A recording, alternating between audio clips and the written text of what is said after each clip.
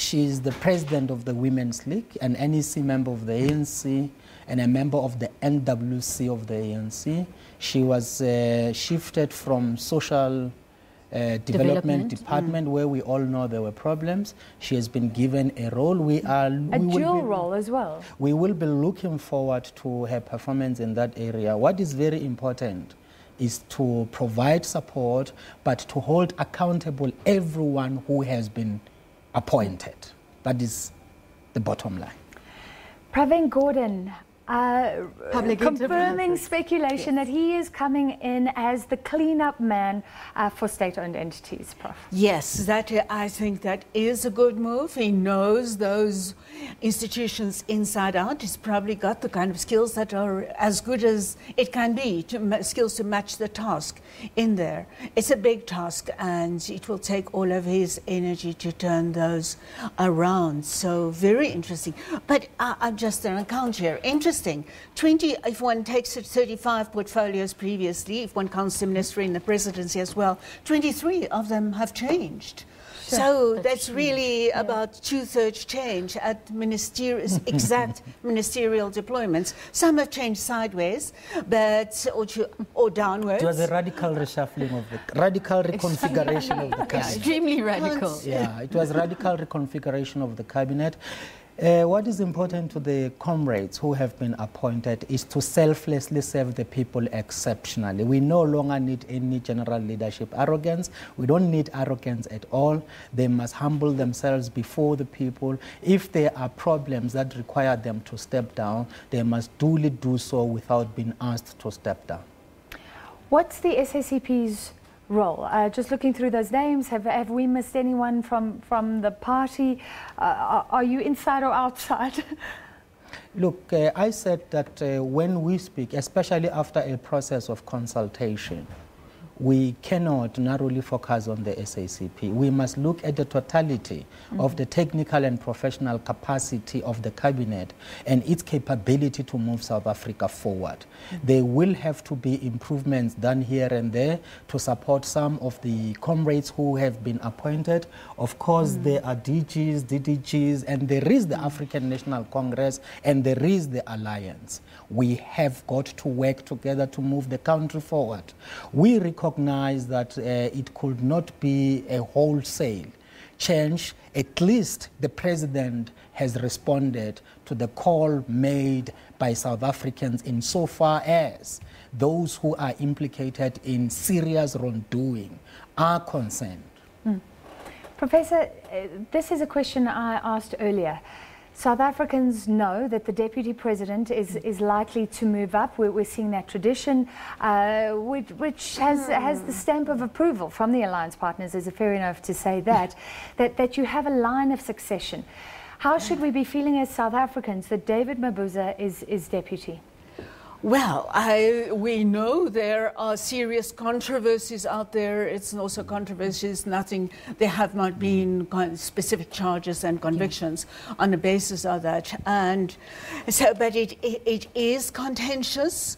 And it's interesting to know too, even if we have seen this process, this convention of rising up into the presidency once you're deputy president of the country, there is not an automatic or deputy president of the ANC becoming president of the ANC. There's a convention, but there is always an election. There's nothing in the ANC's constitution that says that position for the president next time cannot be contested by other people. And we know in the past some of those contests have been relatively close, or very close the last time. And by the way, if I may add that, there is a discussion in the alliance about the configuration of the alliance. We said today at our press conference we will not bring out the details of what that involves. There are matters that the alliance will be discussing and will be concluding about its own reconfiguration. And some of these questions belong to that process. Mr. Mashila, I need to come in there now. On the line, we are joined by ANC spokesperson Gwede Mantashe for some reaction. Mr. Mabe, thank you very much for joining us this evening. Now, this much-anticipated cabinet reshuffle has finally taken place. What's the reaction from the ruling party? Yes, are you asking me, ma'am?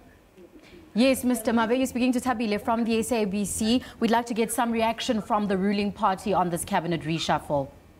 Well, the ruling party can confirm that there's been wide consultation. That's why when you saw the president of the country, who's also the president of the ANC, making this announcement about the cabinet reshuffle, he was flanked by the Secretary General of the ANC, Comrade Ace Makashule.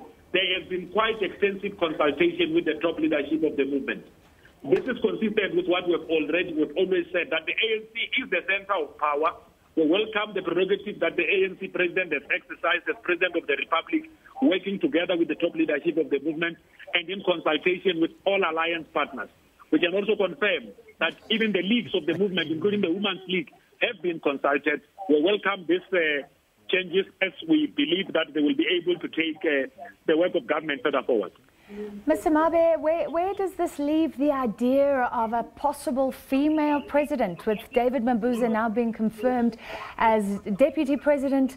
There was so much talk when there were those slates of Naledi Pandor, Lindiwe Sisulu being a possible deputy. What about all the people looking in with a gender agenda?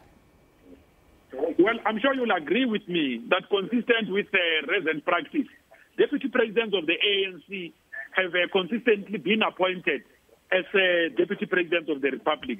This assists consolidate the party as the center of power. All right, so we accept that short response. But Tabile Dlamini, from the Women's League, you said the Women's League was consulted. What would you say to those South Africans who say this is madness? Somebody who has several constitutional court judgments against her, who put social grants to the most vulnerable in this country at risk, is now retained as a minister in the presidency. Well, I'm sure that one of the things that we should all consider is that Comrade Tabile Dlamini is herself a tried and tested cadre of the movement.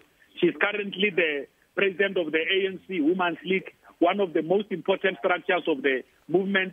She has been there. She rose through the ranks, and she's one leader that the movement will always embrace. For the courageous role she played, even when we're still fighting the notorious apartheid regime. Interesting. I'd like to bring you in, Prof, as well as Alex, on the reaction from the ANC now. What's your take on that reaction? Yes, it's sort of a bit of water trading, but I think very important, that first point you mentioned, of the widespread consultation, because the government is not, in these highly mobilized times, government is just not happening in those isolated points anymore. There has to be very broad consultation. But I think on Tabile Dlamini, he's really water trading on that answer. She is a very contentious candidate. Yeah. And we can think back on that Nasrec media briefing where they could not say emphatically that they had actually supported women. They had supported NDZ in that campaign. But below that were other women as presidential or deputy presidential candidates. The Women's League had not been supporting. So she hasn't got a clear-cut record on gender issues at all.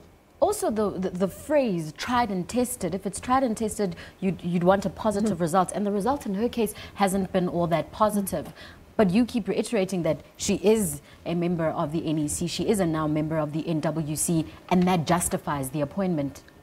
No, not necessarily. I was talking facts. It is a fact that she's a member of the National Executive Committee of the ANC. It is also a fact that she's a member of the National Working Committee of the ANC. So it makes her deserving? No.